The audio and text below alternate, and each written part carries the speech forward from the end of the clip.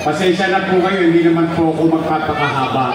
O para naman bukas, lalo may mga mag-aaral dito sa mga scholar ng bayan. O, shout out sa mga taga-PUP. O mga iskok ng bayan, palakpakan naman yan.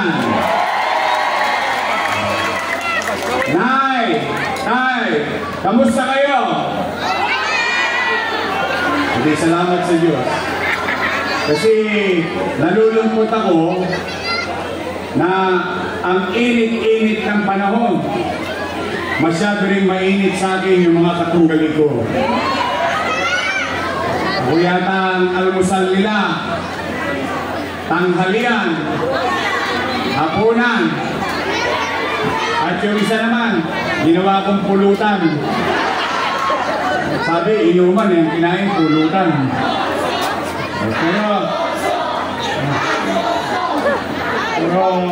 huwag kayo mag-alala, hindi ko naman yan papatulan. Kasi kahit na anong panira mo, diba? Matalino naman ang taga-Maynila.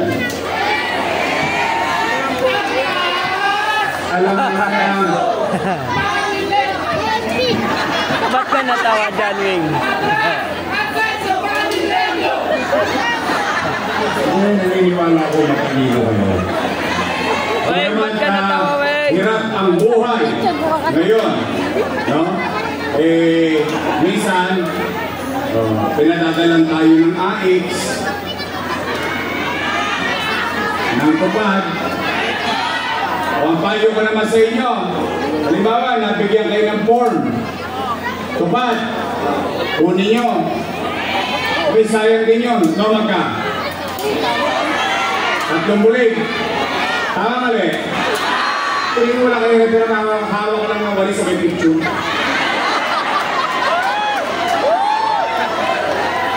Ayos na buto-buto. May panjalibi na. Alam ko, mahirap ang buhay. Ngayon, usong-usong na yung akap. Yung akap, akit yan. Nang-aakit. Wala kayong form. Yung mga chairman din dito, walang form. Kasi marami yung sinasabi po nila. Kasi umaarya po ngayon ang mga JO. Yung joke only. Mga joke order. Pero hindi yun. Nalulungkot lang ako kasi medyo malapit sa akin yung lugar na ito. Bakit? Hindi ka naman taga ito, Yorme. Paano naging malapit sa ito? Halos araw-araw napunta ko dito. Alam niyo saan? Sa NDC. Dahil araw-araw kong binibisita ang dati nating minamahal na Vice Mayor Danny Lacuna. Diyan siya nagte-tennis. Dito. Kaya pamilyar ako sa lugar nito. Nalulungkot lang ako. Siyempre, alam nyo, naging mabuti sa akin si Boss Danny. Hindi ko yan ikinaila. Hindi ko yan pinag-disenyo. Hindi ko yan pinubli. Talagang naging mabuti sa akin. Kaya lamang, nitong nagdaang araw, itong ate ko, sinisingil na naman ako ng utang na loob. Ako naman basta gusto ko na sa bibig ninyo, sa bibig ko, marinig ninyo. Ako po ay naniniwala, hindi ko alam kung naniniwala din kayo. Ako po ay naniniwala na ang utang na loob ay walang katapusang bayaran. Personal ko po yun. Ngayon, kung gano'n din ang paniwala ninyo, mabuting tao din kayo. Ibig sabihin, nililingon natin yung mga taong nakasama natin sa paglalakbay sa buhay at pag-akyat sa buhay.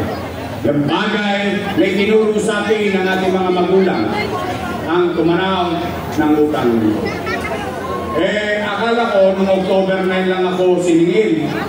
Pagkatapos ako singilin, ginawa na akong pulutan ng Nobyembre. Ano na Santa Misa? Noong Disyembre, Enero, Pebrero, marami sa inyo dito natawag na. Nagkaabutan pa ng isang bulig. Saka 5 kilong bigas. Okay lang yun. Binigay naman ng kusa eh. Hindi nyo naman hiningi. Tama mali. Sayang din. Oo. Ngayon, ako, bilang pagtanaw, gusto ko kasi kayo ang humusga. Bilang pagtanaw ng utang na loob kay Boss Danny, inayos ko naman at inanuga ko ang kanyang mga anak. Tingnan po natin kung totoo. Una, Philip Lacuna. Nakaupo? Nakaupo. Pangalawa, Dennis Lacuna. Nakaupo? Pangatlo, Lay Lacuna. Nakaupo?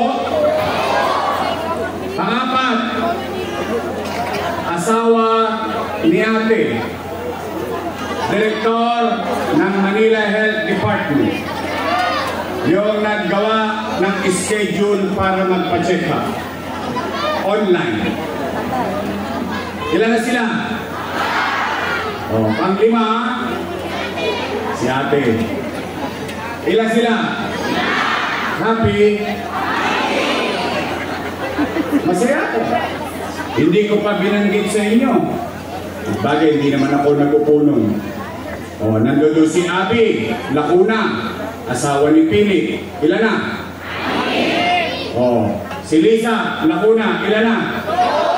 Completos recados. Pero hindi naman ako nag-appoint. Hindi naman ako nakatulog. Pero sinasabi ko lang, factual. Kasi ayaw ko nga maninira.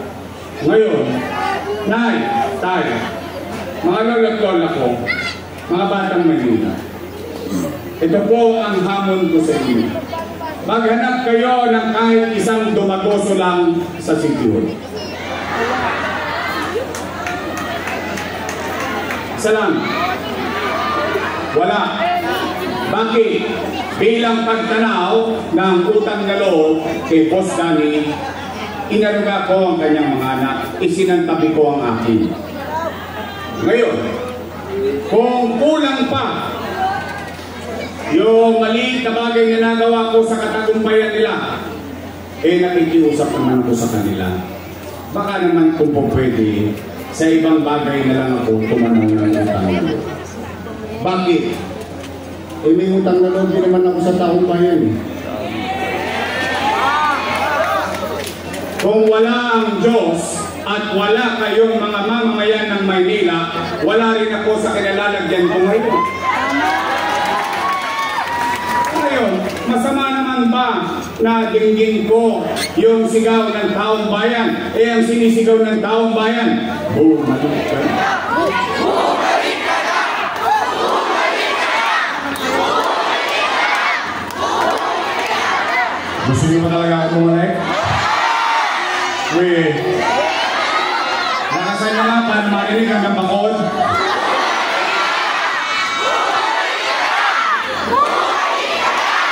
Kasi baka lang ako lang ang nagpipilit sa sarili kong bumalik kasi sumigaw siya.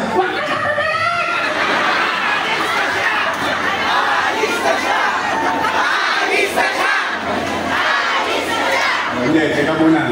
Ayaw ko pag-alabi ng mga damdamin ninyo. Nakikiusap ako Alam ko, katulad kanina, sama na naman ang sinabi nila sa akin. Pero okay lang yun, titiisin ko na lang yun. Bilang respeto ko kay Danny Lacuna. Ako naman nakikiusap sa inyo, huwag niyong pagsasalitaan ng masakit si Ate Harry. Ano nga lang, huwag kayong makipag-away. Huwag kayong makipag-away. Yung away na yan, away lang ng mga politiko yan. Pag dumamay pa kayo, pagtapos ng eleksyon yung mga politiko, bati-bati na. Magkapit ba yung nag-away? Galit-galit pa rin. Hindi pa nakamove on. And I don't want to leave the city full of hate. Ayokong panunuan ang isang syudad at 10 ng mamamayan na puro hinagpis, puro pait at puro hugot sa isa't isa. Babagal tayo nun. Yun ay patras. O kaya naman na nakikisun. Ako na lang. If there is value, kung may halaga pa sa inyo yung naway ko, nakikiusap ako, huwag nyo na lang pagsalitaan ng hindi maganda si atin.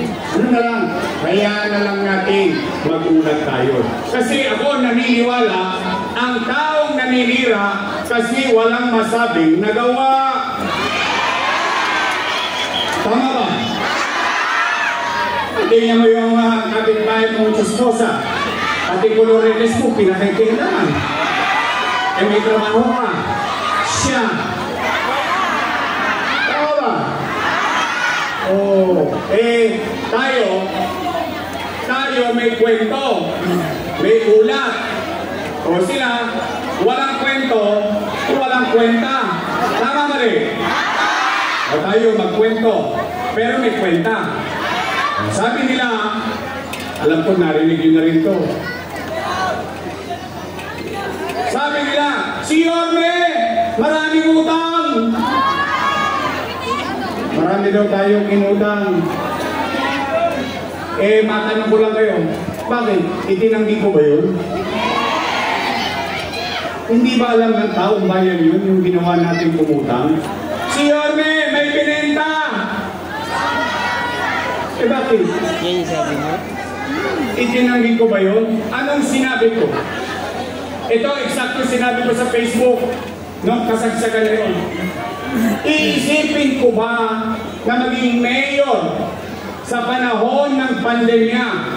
Pandemya, ano ang unang sinira? Ekonomiya. Walang ekonomiya, walang hanap buhay. Walang hanap buhay, walang trabaho.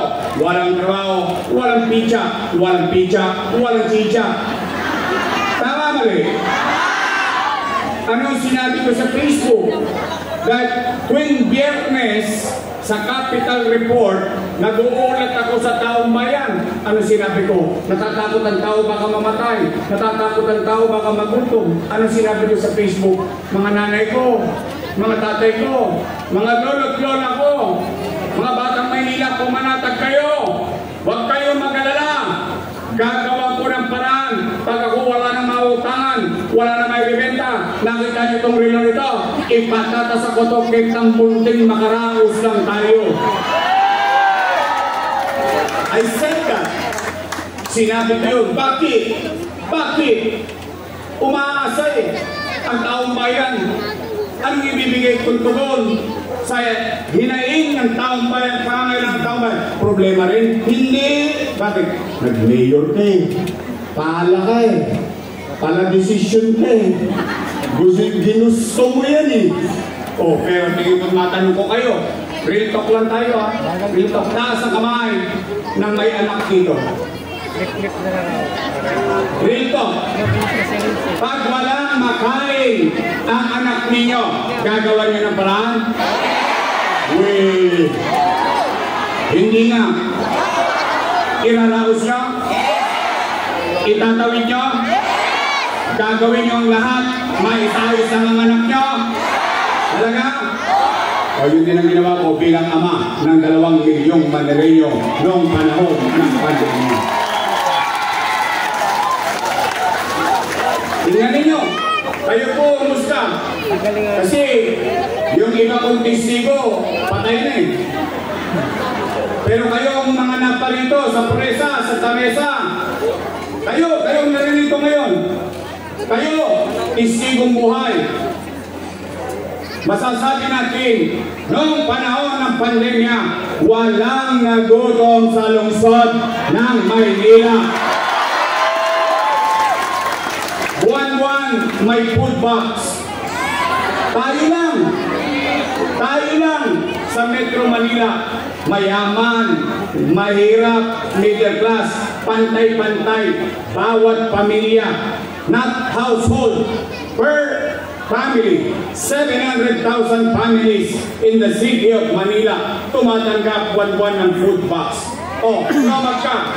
O, tingnan natin. Ito yung kwento. O, magkwenta tayo. Tingnan lang natin. 700,000 times 1,000. Lumag ka. Patay na. Daming silo. 700 million pesos. 8 buwan. 8 times 7. 56. 5.6 billion. Hindi milyon. Bilyon. Piso. Ineka. Minuwa. Allows ka 5.6 billion piso. Tanong, may nagutom ba sa atin? Nakatawid ba tayo? Nangaraos ba tayo? Pumanatag ba kayo noon dahil alam ninyo, hindi pa nga nauubos yung food box, lumarami na naman yung food box. Tama ba? Isa pa lang yun. Isa pa lang yun. Eh, naalala niyo yung unang binigay? Yung 1,000. Kaka. 700,000 times 1,000. 700 million plus 5.6. No, magka? Parang laki na yun lang. Hirit pa. 6.3 billion. Taas ang kamay nang may anak ditong nag-aaral sa public school. Alala ko lang, sinabi ni Secretary Liling Briones, we will adapt to online learning. Kahit pandemya, tuloy ang eskwela. Anong agam-agam ng nanay? Anong agam-agam ng tatay? Ang mahal ng tablet, ang mahal ng internet. Ano meron sa Maynila? 110,000 tablet para sa mga mag-aaral sa pampublikong paaralan sa lungsod ng Maynila. 10,300 teachers. We bought 11,000 laptops. Yung nanay, hindi na tumuskas. Bakit? May tablet na, may internet pa. Tama mali? Yung teacher, hindi na tumuskas. May laptop na, may internet pa. Tama mali? Lumag ka, 1 billion yung gamit. Yung internet, 300 million pesos. Magkano na? Nagkalituhan na. Tama ba? Hindi kasi para baka lang nakakaligtaan nila. Gaano kahirap itawid ang pamilya sa oras ng kagipitan. Mano pa, 2 milyong bibig umaasa sa'yo. Enjoy.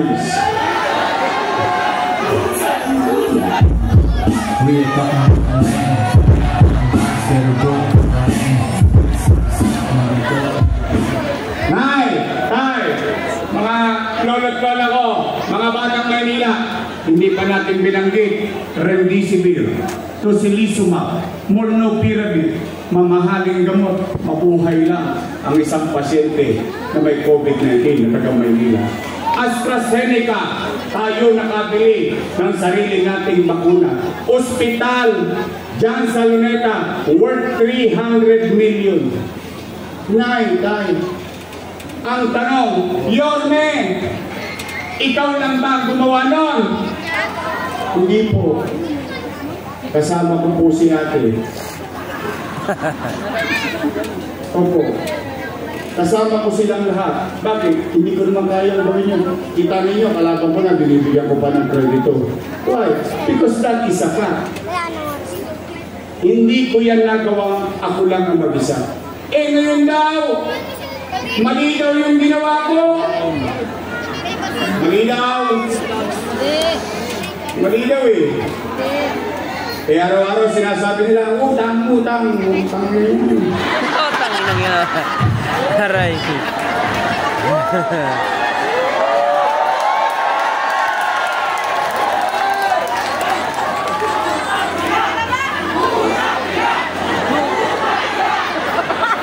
Hindi, utang ama yun. Ama ng Maynila. Hindi mabuti. O sige, Nay, mga nakikinig, pagbigyan natin yung kwento nila. Ako mali. O sige, pagbigyan lang natin, kwentuhan lang naman eh. Kung ako mali, hindi mali din sila. Bakit? Eh kasama ko silang gumawa nun eh. Mali pala eh. Eh ba't di niya pumahan? Mali pala eh. Pero paabot-abot ka ng punta.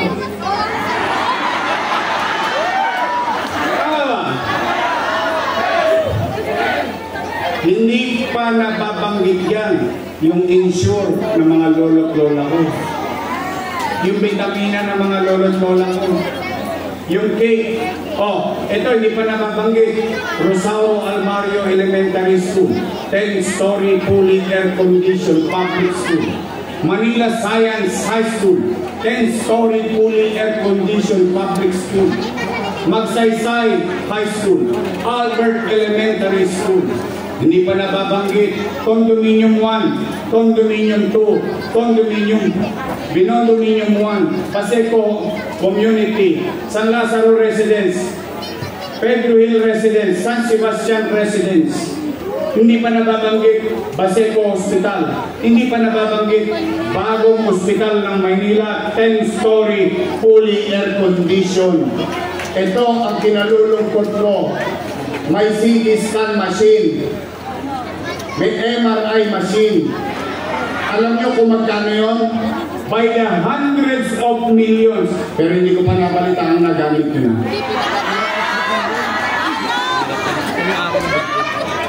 Hindi po ako doktor. Sila po ang doktor. Pero bakit ko naisip yan? Eh kapag na ba ngayon taong bayan yun? Makikinamang ba taong bayan yun? Pabahay, eskwelahan, kalusugan. Oh, plus nakatawid tayo sa pandemya. Kaya, nagugulat ako. Bakit ngayon, ang bigla nilang naalala yung utang? Pero, pagkaping ribbon na, sila daw ang may gawa. Pero yung pinampagawa doon, inutang, ako ang may kasalanan. Ganito ka lang. O kaya ngayon, bago tayo, mag-uuwian, matanong ko kayo, gusto niyo pa ba akong bumalik? Ang dami kong utang eh. Ha? Sigurado ba kayo sa sagot ninyo? O Nay, Tay, total, sana ipatawag din nila kayo. Sana tumayo rin sila dito. Kung nandito sila o nagkaroon kayo ng pagkakataon makausap sila, pwede ba ako mag-abiso? May pasasabi lang ako para sa inyo. Pwede ba pagkakausap nyo sila? Ay! Puro daw kayo utang, magsalisa lang kayo dyan. Si Yorme na daw magbabayad ng utang. Pwede? Promise? Hindi ko naman pera yun eh. Hindi rin naman yung pera yun. Sininog ko lang. Inaayos ko lang. Eh kayo nga, parang ang bali niya sa app eh. Malamang dito, may utang din sa buhay. Ganun talaga ang buhay eh.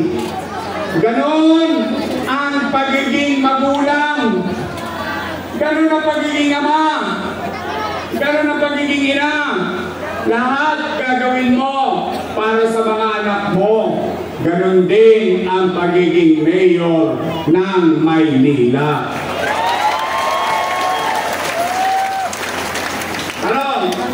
Napakinabangan ba ng tao? Naramdaman ba ng tao? Nakita ba ng tao? Anong mali na ito? Don't panic. Steady lang kami rito sa Gedli.